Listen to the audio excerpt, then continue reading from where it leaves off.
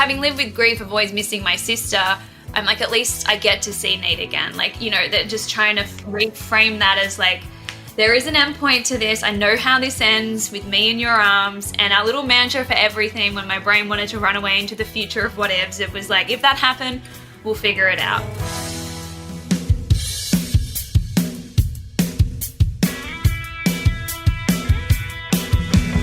Hello and welcome to Separate Bathrooms. I'm Brahe-Daddo. We would like to acknowledge the Gadigal People of the Eora Nation, the traditional custodians of this land, and pay our respects to the elders both past and present. Hey, honey. Hi. How are you? I'm good. Good on you. Yeah. I'm good too. I'm basking in my morning drives with our daughter Bodie. So Bodes has got her L's and she's got to get her hours up. She's got to do, how many, is it 150? 150, 120? It's good though because yeah.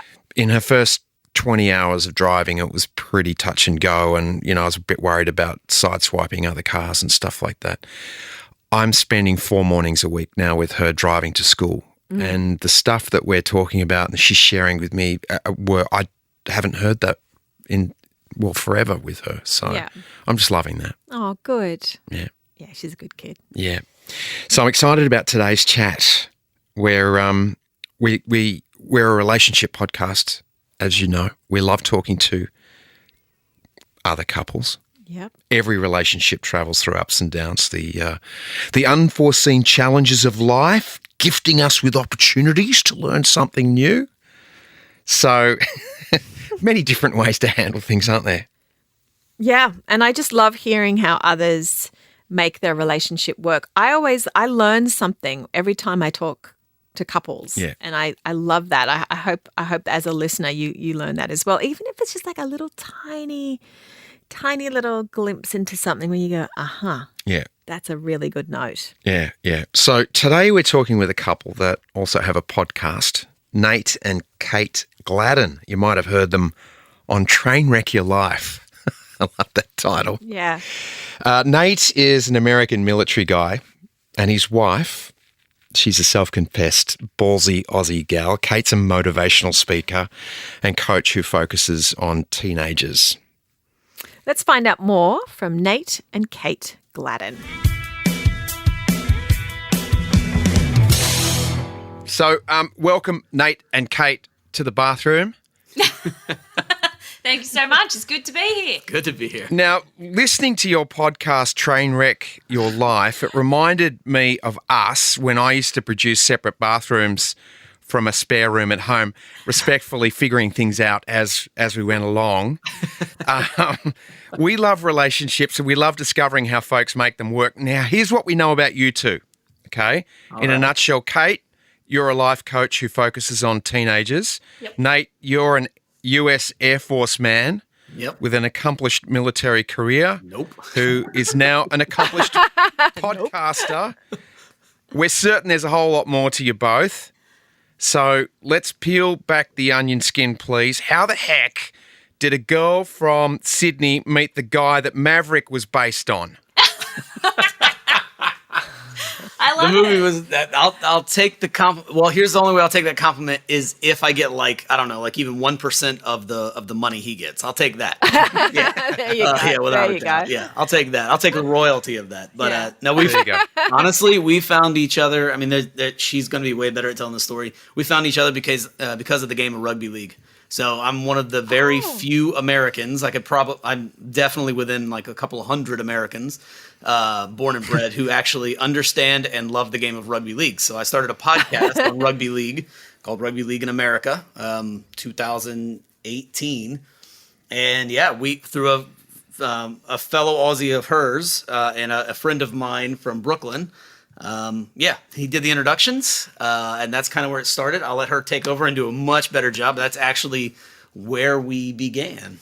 Yeah. So it was actually through my sister's charity I lost my sister We lost her in 2012 to a motorbike accident, but she worked at Channel 9 and loved rugby league and everything. And so we started a charity which sponsored this new little rugby league team, Brooklyn Kings. And Matt Bailey, who worked at Channel 9 with Nicole, went over there, started the club, wanted to honour her through her charity, and they wore it on her logo on their jerseys. And when Nate started the podcast and reached out to Matt was like, oh, you should also reach out to Kate. They have this awesome charity and they're helping fund some of what we do.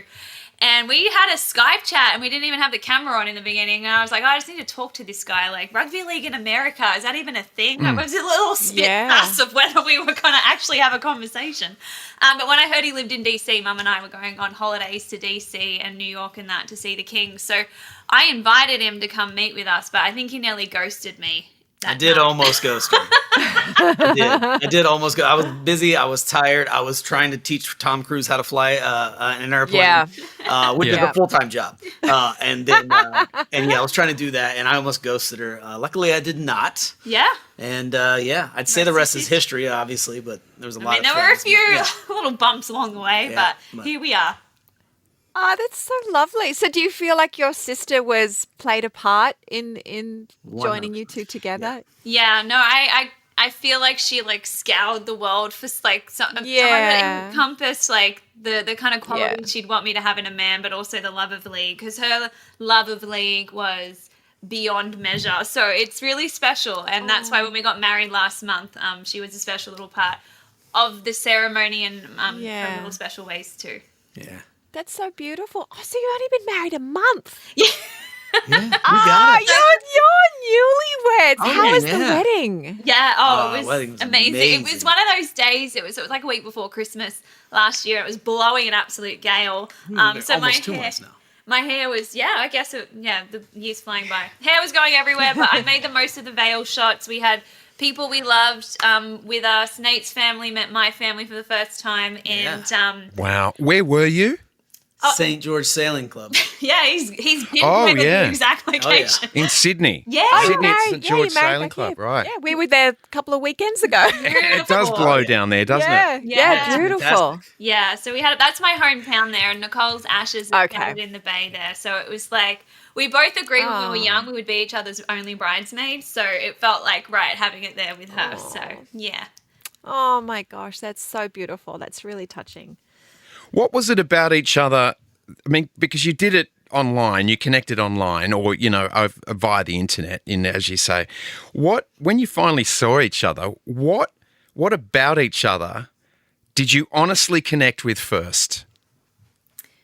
Me or you? You want to talk or you want me to talk? For me, it was just I found him the easiest person to talk to, but not only, and it wasn't just because he speaks so well and, just emphatically, but he just listens really well too. It felt like he really cared what I had to say. And so that's really special thing, I think, when you're just meeting someone in that. It just, we spoke for hours and hours that first night. My mum was there for most of the first dates, quote unquote. We were just thinking we were meeting up as mates. But yeah, that's what I think captured me. I just wanted the conversation to never end.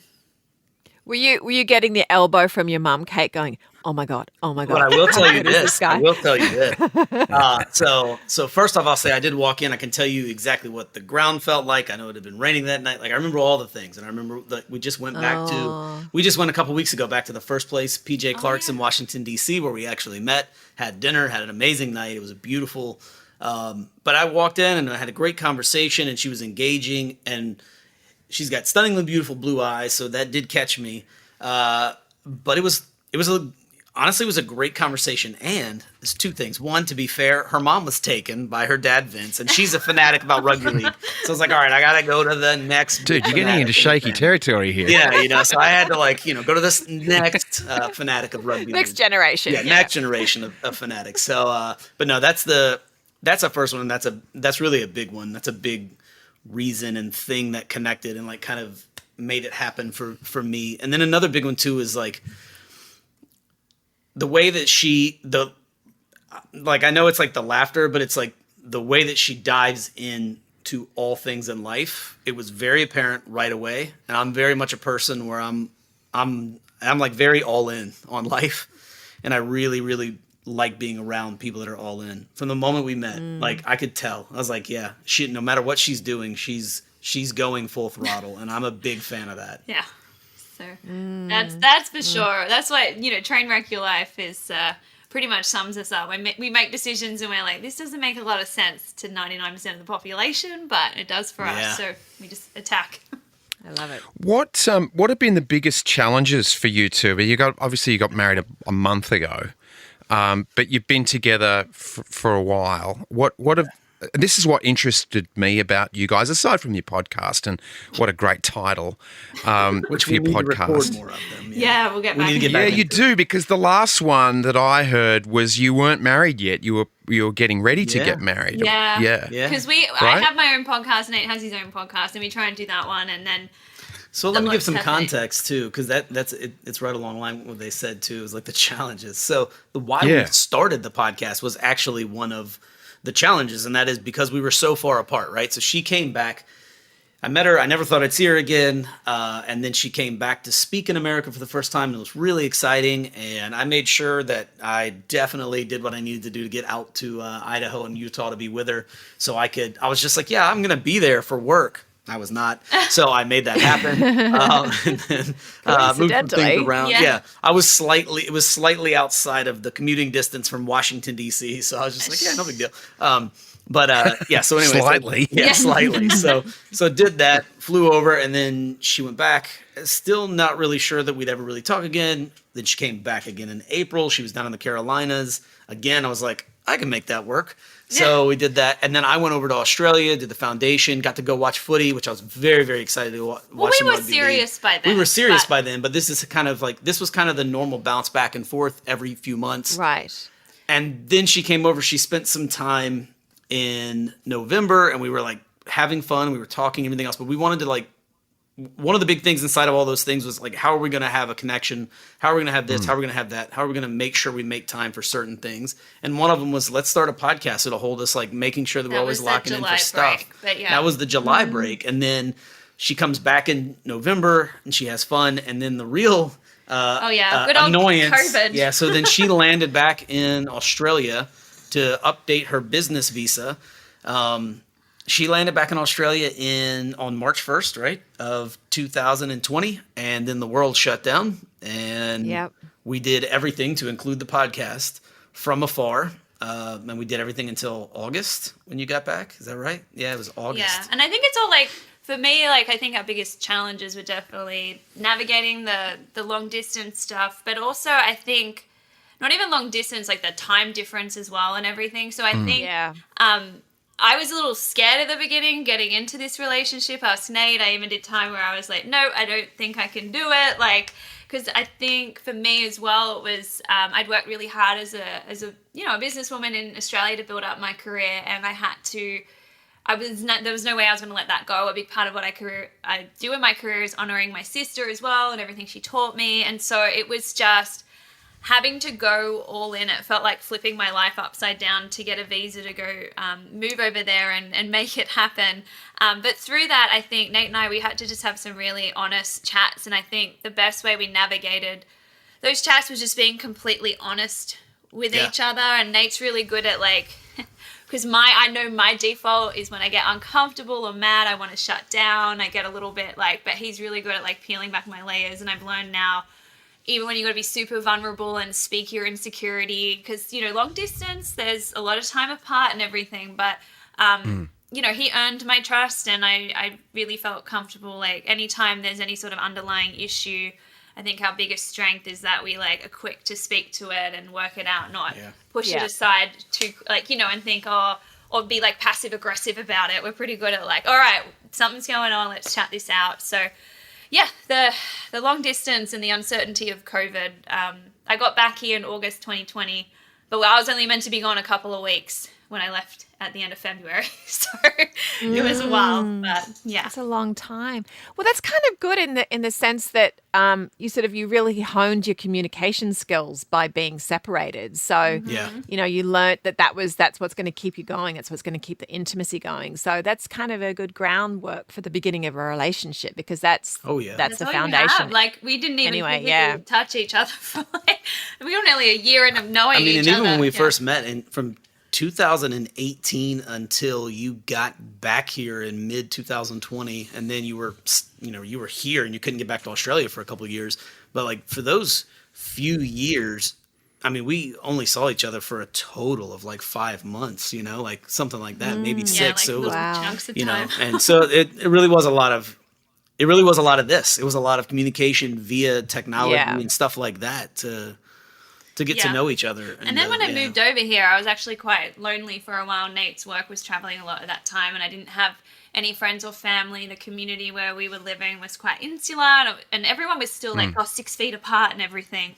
And so I felt it was like, okay, how do I take care of myself on my own? And I didn't want to put it all on Nate. And then I realized I was becoming like clingy, but that's not who I want to be as a girlfriend or a fiance, because we got engaged probably a few months after I got there. But yeah, so there was a lot of communicated need, and that's why I really believe like communication is so key. I coach with students that are like, even at 16 years old, they're like, well, my boyfriend should just know. I'm like, he's many things. He's not a mind reader, okay? There's one thing I can tell you is this: boys are never going to know. You got to kind of state the obvious.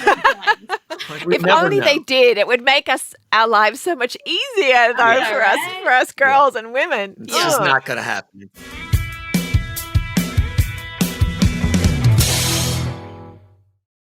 So our podcast goes all over the world. We've got couples living separated. What do you say to them aside from starting a podcast together so they can communicate?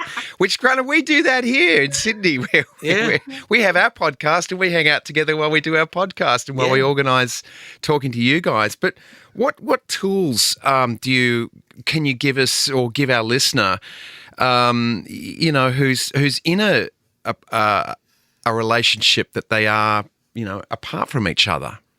What works best? I mean, I'll say from my side, I think you need to be able to celebrate the other person, right? And I don't just mean like cheer them on, but I mean celebrate the fact that they're doing the same thing you are, but try to figure it out and see it from their lens, right? Like, she's right, I was gone a lot, right? My job takes me away, or it did for the majority of the time. It's taken me away a lot. And so it was trying to appreciate that, right? Trying to celebrate the fact that, for me, it's like I'm all over the world doing whatever, and as I'm doing that, she's back here not able, like, she doesn't see what I'm doing. She doesn't understand what I'm doing. I'm not like that kind of thing. So it's like, I need to celebrate the fact that she's working hard at home, right? It's not like she's sitting there just like waiting for me. But she's getting after and attacking life, and she's really doing it. And I need to celebrate that. And so when I come home, or if we're far apart or whatever, it's taking those moments, like, try to find the victories in her day. Try to find that, like, try to celebrate whatever that is that's big to her in that moment. And sometimes it's not anything that I can't grasp what it is because I can't see it. I can't feel whatever that thing is, but it's just caring, right? Like, a lot of it's just that. And I think that's a big part of it. I don't know. Yeah. And I think for me, I'm just trying to think, because thankfully it's been a while now since we've had to do too much long distance, but like at long periods of a time. But I think for me, it was little things like I found it helpful to have a bit of a countdown. I don't know, personally, it was kind of exciting. And I tell myself don't check it every day, but as you'd see the numbers come down, it was fun. I don't know, something about the brain loves something to look forward to. But I would then try and focus on just like each day, and I think reminding myself like why this struggle is worth it, like we're choosing this, trying to like get myself out of self-pity, like.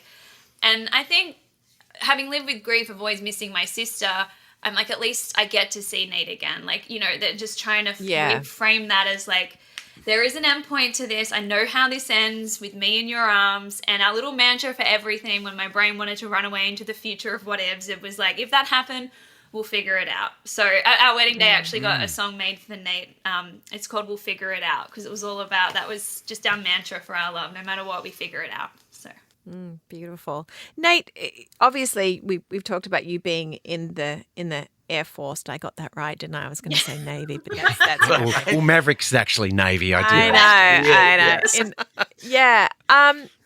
So how do you separate, or do you find you need to separate that work life and home life? Is there things that you've seen within your career that have been mentally challenging for you? Yeah. So I do separate them. I mean, I bring home, it's funny. So now I bring home work in the sense of I talk about my day with her on certain things, right? Like just the day-to-day. I mean, honestly, a lot of it is the day-to-day when I'm home and I'm going to the office to work, or I'm going to go fly locally or go do this or sit in a meeting or whatever. I can honestly tell her, like, man, I can't tell you how miserable these freaking meetings are. And that sounds silly, but it's like she doesn't want to hear about these terrible meetings, but at least she knows, like, oh, today sucked for him. Like, at least she knows a little bit. Right. So I'm open and honest with that kind of stuff. And I try to communicate when I'm gone as much as I can.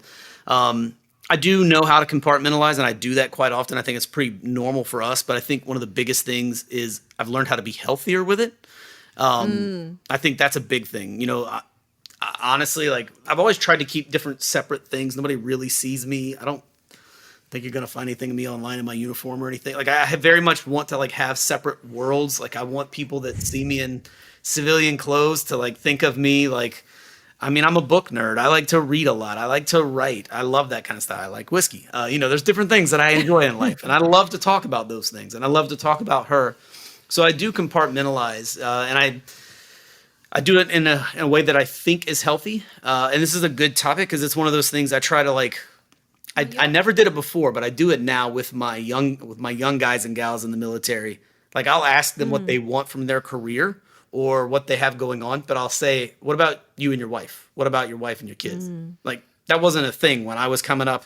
There was no, you wouldn't have even rationalized asking that. Like, you just wouldn't. Like, you wouldn't have even considered anyone else other than the member, because why would you? And it sounds mean, but it's just the truth, right? So, but now it's one of those things as I've gotten a little older, and again, a lot of it being separated and having to, like, communicate long distance and, like, figure all of that out, realizing, like, what's healthy to compartmentalize and what's not, back and forth. What should I allow her to know?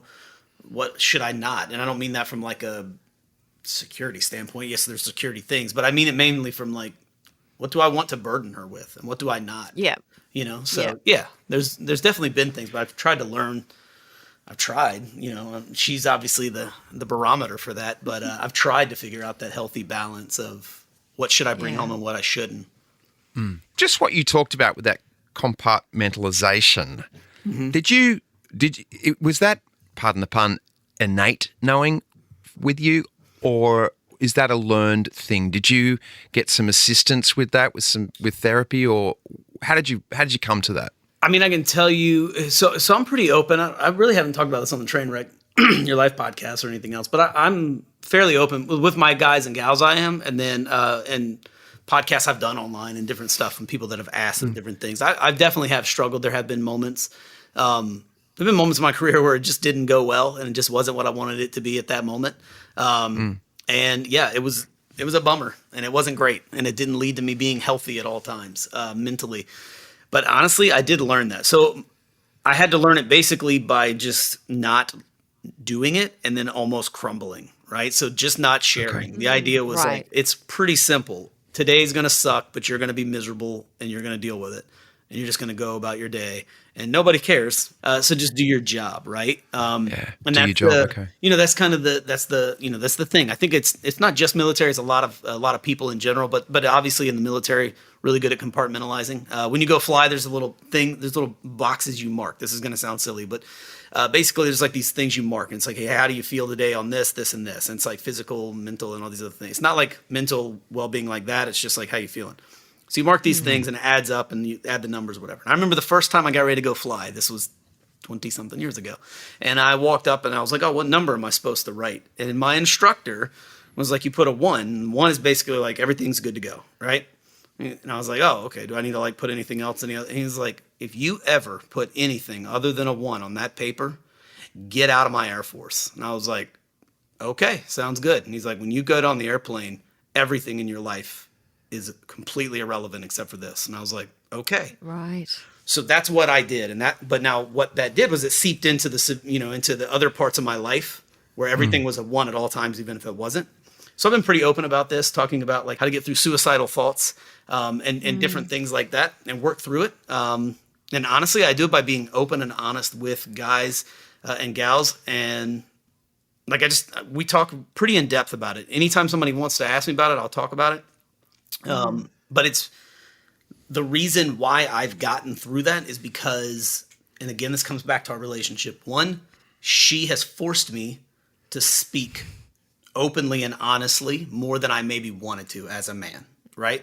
Yeah. And then another big part of that, and I actually think I have to be careful how I say healthy, but I do think it was healthy for me to have time where we would talk on the phone, talk on, this kind of stuff. And then I would go away from the screen. I'd be gone. And if I needed to have my time and I needed to cry, I would. If I needed to be angry and go punch something, I would. If I needed to go to the gym or go for a long run or whatever. But like while I was doing that, I was trying to not be angry. And this may be the biggest thing for men, especially men. I mean, that's all I know about. But is while you're doing that, you can be angry, but you need to hurry and track as fast as you can to actually figuring out the problem you're dealing with in that moment and walking through it with yourself. You need to be able to learn to walk through it with yourself. And if you can learn to walk through it a little bit with yourself, not much, but just a little bit, then you'll start trying to figure out how to walk through it with somebody else. And once you get to that point where you're willing to like use somebody else, then you're good. I was on a podcast not that long ago, and they asked me like when I feel like the most like a man. And ironically, I said, two different things. One, when I'm in some kind of a situation where it requires me to like be at my absolute best and be a man, if you will, be a man of men. And then the other one was when I'm being vulnerable with her. Like whenever I 1000% like I actually allow myself to be vulnerable and talk with her, my life changes. And I find out on the backside of that I'm tough. So like the whole like you can't talk about it thing, you just can't do that. You don't need to walk around telling everybody that like your whole life is terrible and you're a victim. You need to work with somebody, find your person, find your people, and work with them.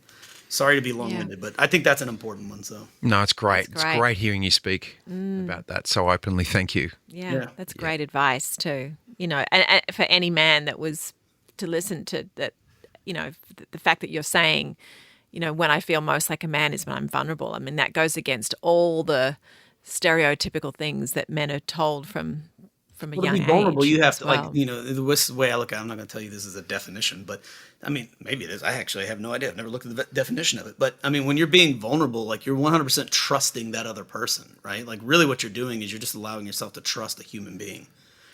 At its core, that's what it is. And to me, it's like, she's my human being. So like, I want to trust her. Like, I don't know. And trust yourself as well. Absolutely.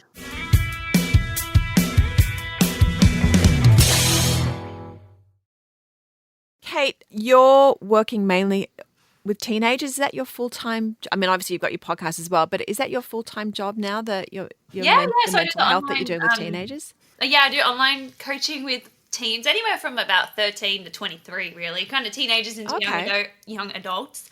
And then I also speak around the country at high schools and middle schools in the US and share my story and teach resilience skills and strategies. So it's been pretty awesome. I actually, so when I said I didn't want to give up my career for Nate, not in a mean way, but I was just like, I know I won't be the woman I am if I had to give up something I love so much. But I actually got invited to speak over in Idaho Falls back in 2018 in that December time. So again, I feel like my sister played a role in being like, ready or not, here you come. Because I don't know, in Australia, I feel like you're told the US is too big, you can't make it in the US, there's too many people, not many Aussies make it. And so I didn't even give myself permission to dream that big. But then when I got this opportunity, it's kind of, it skyrocketed from there. I've spoken in, I think, nearly 20 states or something around the US and tracking. So it's pretty awesome to travel and see and experience so much and then share my sister's legacy and just helping people. When Nate can come with me, he does. So that's even better.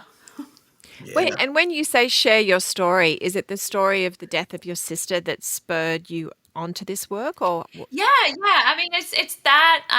So I was a finishing up university, I went to UTS. You guys will know what that is. Yeah, our daughter went there. Okay, beautiful. And finishing up my business degree, got a corporate job right out of university. I was going to start straight away, and then with Nicole being killed in that motorbike accident over in Thailand, you'd never meet anyone more full of life and love and passion and energy than her. And I couldn't comprehend that was the way her story was going to end. And then discovering an Aussie tourist dying over in Thailand every 3 days, and just the statistics of how dangerous the roads are. Again, as Australians, you'll appreciate many young Aussies go over to Southeast Asia and like places and just kind of lose their minds a little bit. And even though it wasn't Nicole's fault that they were hit, she wasn't wearing a helmet. And so I just wanted to share her story and share that travel safety message with young people. And it was from there that young kids were like, you know, I had football-sized 18-year-old guys like crying, going like, I don't know how you could be so strong to speak up about that. And that's when I was like, my gosh, like I used to be so mentally fragile as a teenager. I struggled with anxiety. You know, I was right on the brink of having an eating disorder because I didn't know how to cope with my emotions, even though my life was never really that tough. I didn't know what to do, how to manage my thoughts and feelings. So once I realized, I've learned these skills, I just became so passionate about teaching it to other young people to be kind of who I needed when I was younger. Fantastic. Good for you. Yeah, congratulations too for having a crack at the States, because we were there for 25 years living there. Our kids are all born in California. Nice. And it's a big wide open space, and we often talk about one of the great things about the US and people from the US is their encouragement for something new. You know, when you suggest, I want to do this, and they'll go, great, man. How can I help you? You know, and you get that sort of vibe. There's a course for that somewhere in America. Yeah, it's always so positive about you go girl. You know, how's that going to, you know, I know someone in that world. I can introduce you to someone. You know, there was a lot of real positivity for having a crack. So well done. Look, we've got a 17-year-old who just turned 17. So she's right in your sweet spot, it seems, of people that you counsel. Can I ask you, it's a big question, you know, but anyway, where do you stand with social media and its effects on teenagers today? Ooh, I mean, I love like biochemically in the brain and everything with the dopamine and the I guess addiction loops it can set up. I mean, it is alarming, I think, like they become more and more dependent on it the more and more they use it. But I think like everything, there has to be a middle ground. I don't think it's healthy on the other side, like completely trying to like ban your kids from using it. Like some parents want to go to that other extreme, but we've got to deal with the world the way that it is. And the big reality is so much of their social life is online. So I like to kind of, when I'm working with a teenager, I don't want to come through sounding like mum and dad, like put away your phone. I want to educate them on why. I want to help them understand the effects of it and then give them that choice. And usually it's like bringing in their value, like just trying to think intentionally, like who do you want to be though? Is this what you want to, like tell me about the most meaningful moments of your life, and then reflect on how they're never coming through a phone, or what's your screen time this week? How do you feel about that? Like trying to,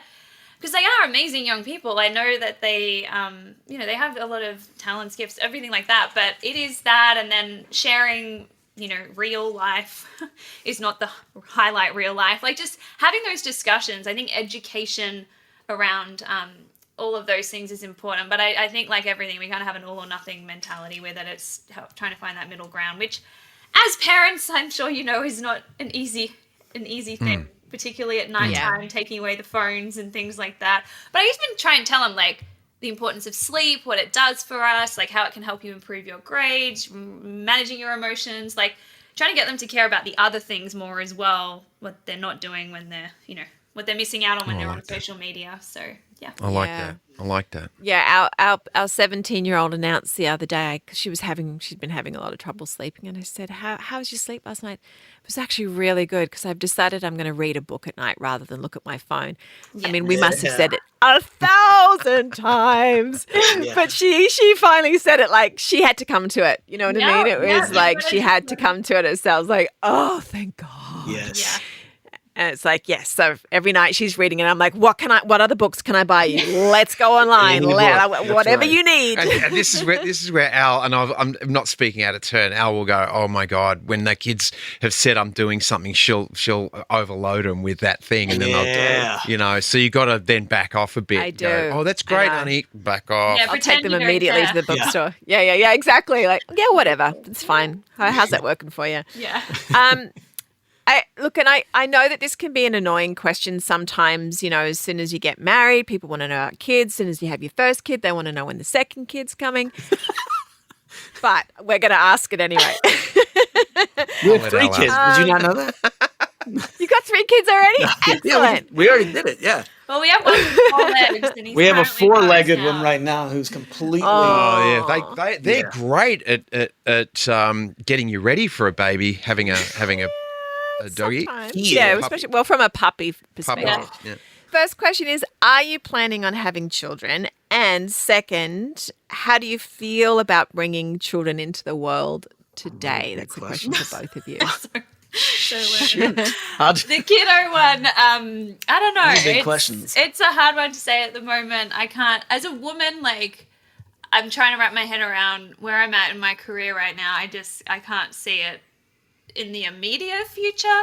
It's not like I'm anti-kids or anything, but it doesn't, I don't know, Ali, if it's like you're meant to feel this huge call, because I've just never had a huge maternal instinct. And so,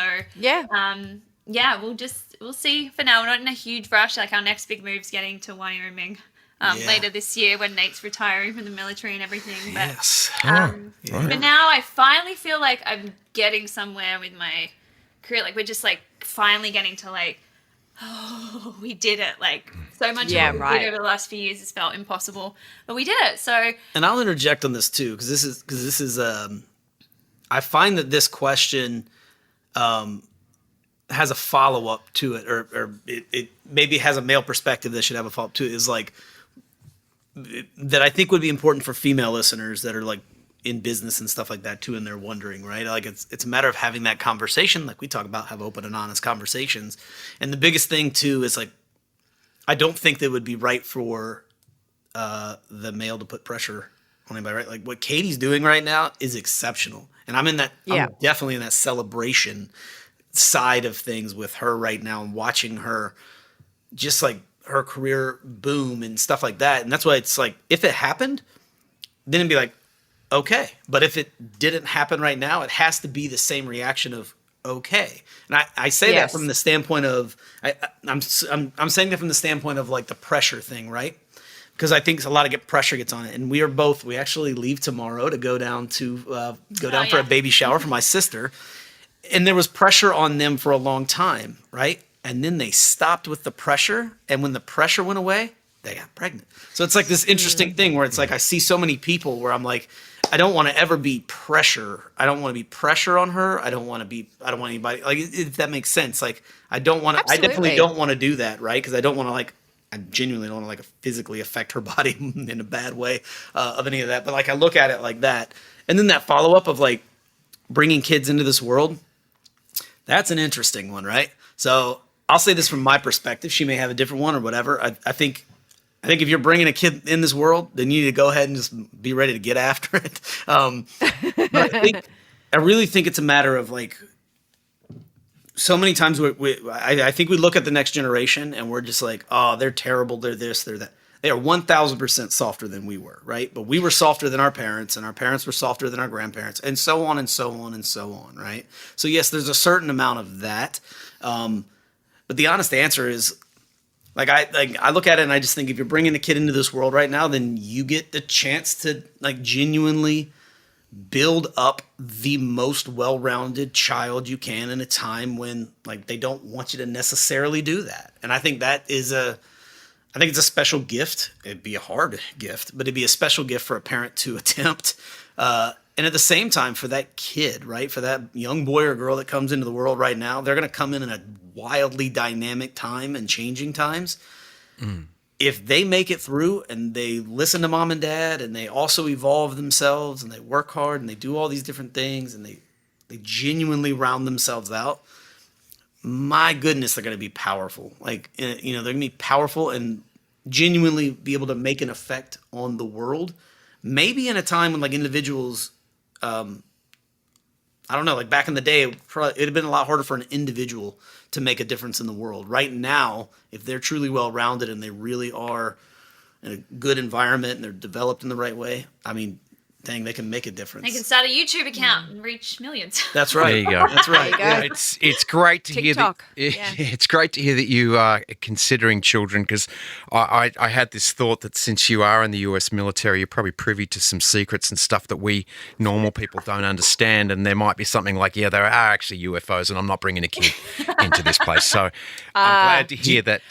But I you are do want to say this to Kate, that I actually love when women say, I don't think I'm actually going to have kids, or I don't know if I'm going to have kids, because it's something that as a woman, there's an expectation somehow, and that if we don't want to have kids, there's something wrong with us. Mm-hmm. And I think that is something that we actually need to change, that belief system out there. Yeah, because it's not fair. It's not fair on women at all, that there's an expectation that you're, just by the sheer fact you have a uterus, that you should be having kids. So, go whatever you want to do. I'm only 30 now. Like, I know biologically, evolutionary, that's like old to have a kid, but it's still, I don't feel the calling right now. And even though we've signed on the paper, it's not like I'm suddenly going to get to work. I feel like I'm birthing this business into the world. Yeah.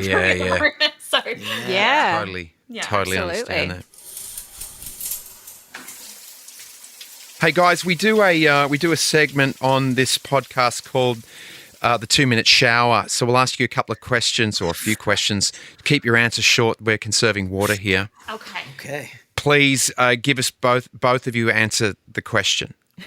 What's your best quality? Like out personally or Personal? Yeah. What's your own best quality? There you go. Woo. I'm just, I don't know, like I'm very bubbly, I'll say. I'm kind of like energetic. Is that, I don't know. I think that's it. I just like to have fun. I'm deeply loyal to my friends and loved ones. Love it. American football or a rugby league? You have to choose one. Oh, Rugby league. That's easy. Oh. Yeah, the Dragons and go the Blues. Nah. Yeah? Who for you? I will go Nate, Dragons 100%, but I'm Maroons through and through. Wow. That must be fun. I saw that look, I Kate. talk to him on State of Origin if we lose. Like, ask him the rest of the day. It can tear relationships apart, I tell you, that Maroons and Blues discussion, isn't it?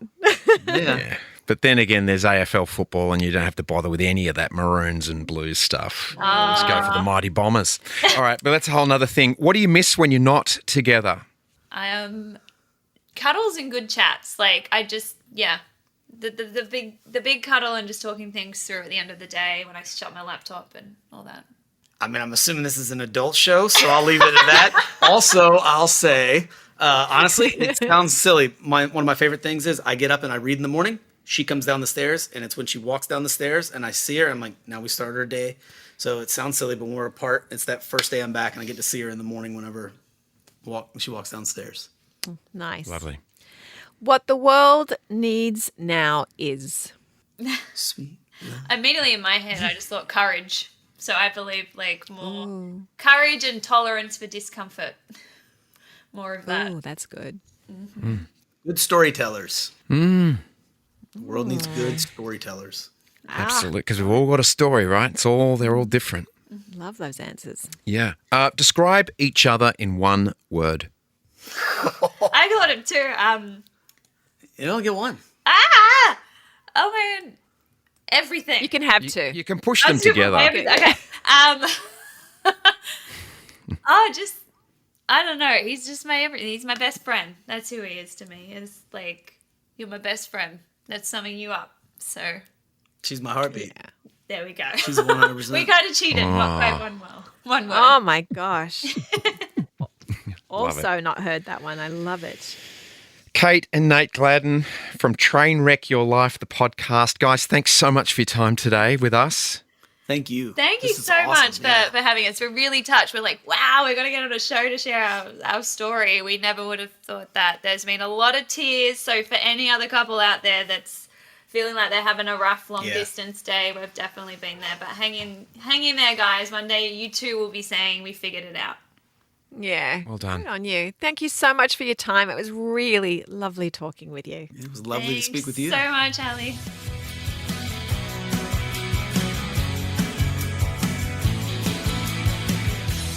That was great. They're just such a little bubble of enthusiasm and love. It reminded me, Nate, especially of meeting those fabulous American people that are just like power positive and like the enthusiasm and it can do. Yeah, it just puts a smile on your face, you know. It's kind of like a nice mix of that military thing too, where it's like get it done, man. Yeah. You know, I'm very interested to hear about that. You know, if you're not a one, get off my get off. You know, but it's so you've got to be very clear that you're present right now. That everything. You know, you're here now. So, I mean, I can imagine how that bleeds into other areas of his life going, all right, I'm with you right now, Kate, focus. and I'm with you, you know. So I like that. Well, she said that about listening, didn't she? That he's an amazing listener. Yeah, so. He's present. He's a one, man. He's a one. Hope you enjoyed it and join us next time on Separate Bathrooms. Thanks for listening.